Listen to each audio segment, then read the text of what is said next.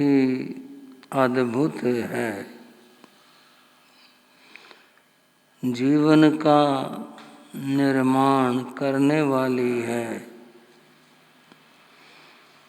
जहाँ जीवन में विवेक आ गया, वो जीवन सफल सार्थक हो गया। बंधुओं, विवेक व्यक्ति के अंतःकरण में जागृत होता है। उसे कब क्या करना चाहिए, यह निर्णय जब परिस्थिति सामने आती है, उस समय व्यक्ति के द्वारा लिया जाता है। जो प्रसंग हमारा चल रहा था,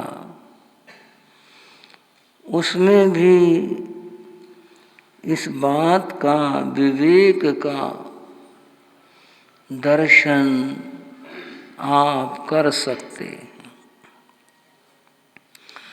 प्रसंग है श्रावस्ती नगरी का। युग है भगवान महावीर का। प्रसंग है केशी स्वामी और गौतम स्वामी का। संयोग बना। संयोग बड़ा अद्भुत होता है। अगर आप देखें कि सारी दुनिया संयोग है। सबको जो भी कुछ है,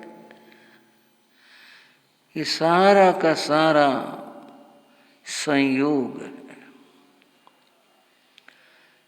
थोड़ी सी बात अगर यहाँ दर्शन शास्त्र की मैं कहूँ, एक शब्द आता है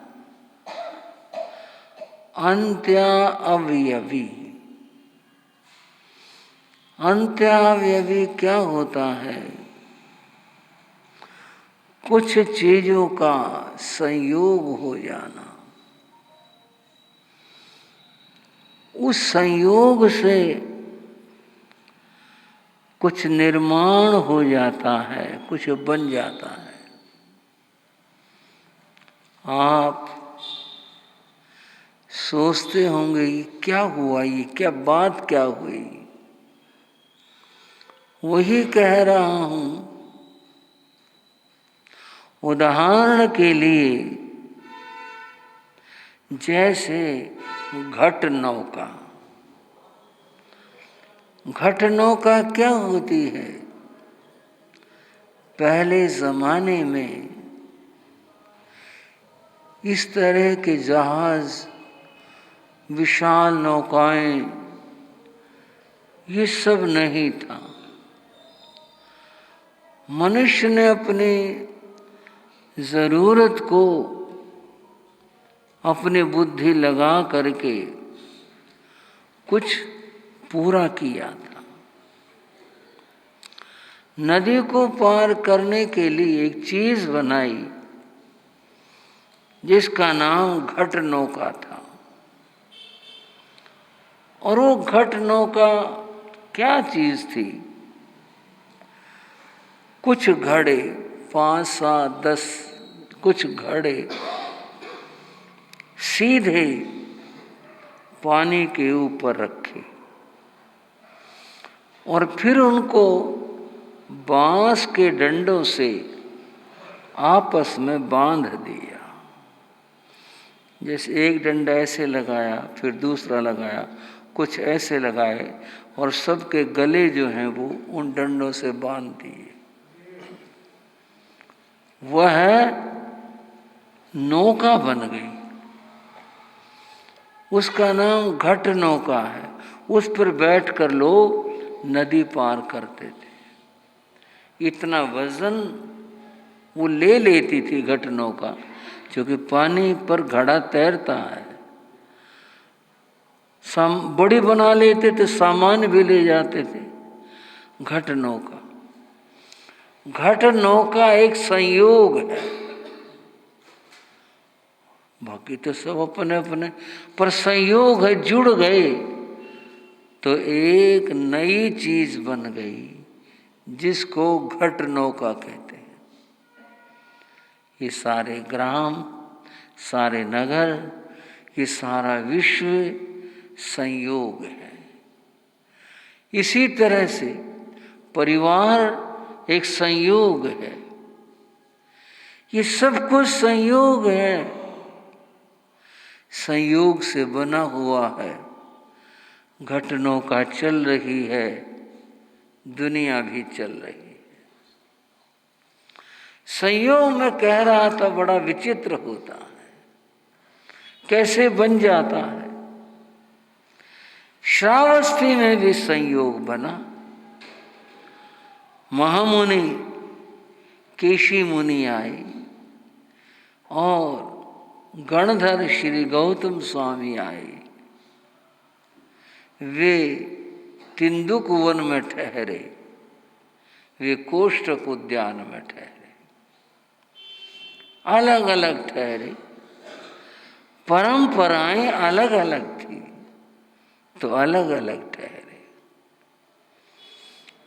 उन दोनों परंपराओं का वेश, उनका स्वरूप अलग अलग था। भगवान पार्श्वनाथ परंपरा के संवाहक केशी कुमार मुनि, उनके संत सभी वर्णों के कपड़े वस्त्र धारण करते थे।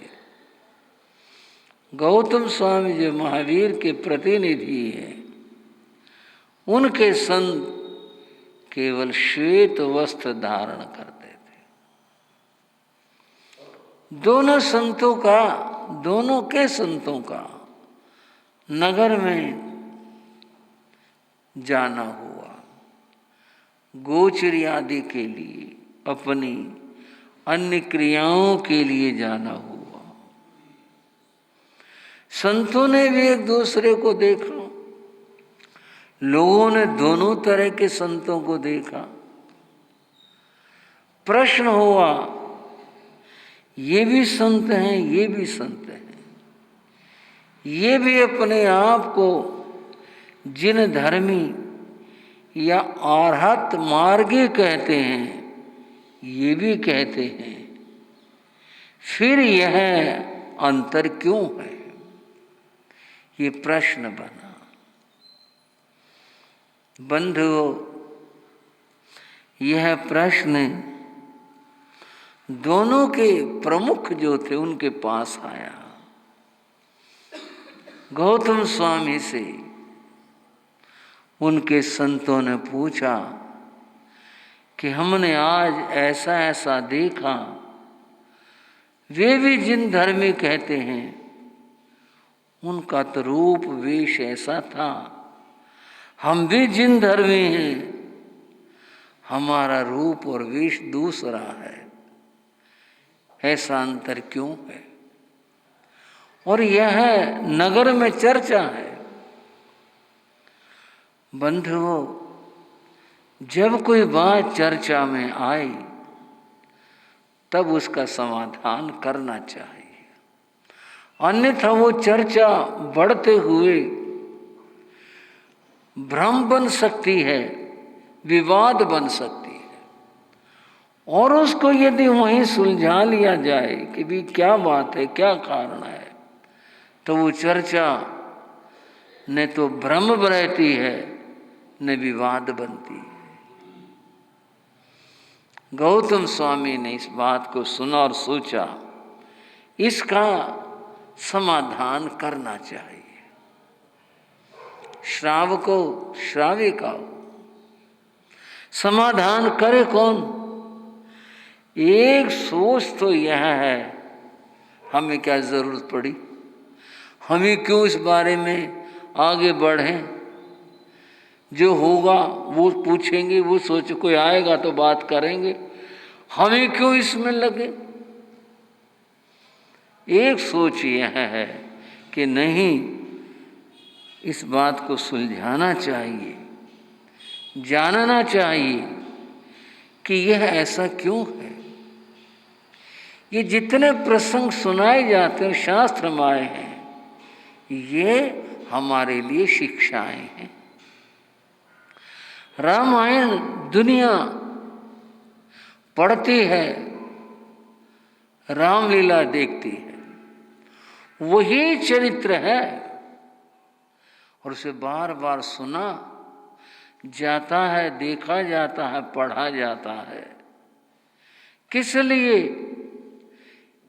जो वहाँ दिखाया गया, जो पढ़ा गया, सुनाया गया, हम उससे अपने जीवन को संवारें। बंधु समझे बात, सोचना यह है, ऐसे परिस्थिति यदि हमारे सामने आ जाए तब हमें क्या करना चाहिए? राम ने यहाँ क्या किया, अन्य पात्रों ने क्या किया और हमें क्या करना चाहिए, यह शिक्षा पाने के लिए और देने के लिए रामायण पढ़ी जाती है, रामलीला दिखाई जाती है। ये बात सब जगह लागू है। अब केशी गौतम का संवाद और वार्ता जो होना है, जो घटना है, ये भी ज्ञातव्य है, सब आपने जाना है, सुना है।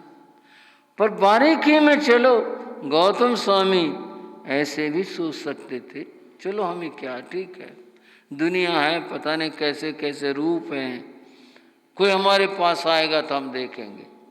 एक यह है कि नहीं, भ्रम मिटाना चाहिए,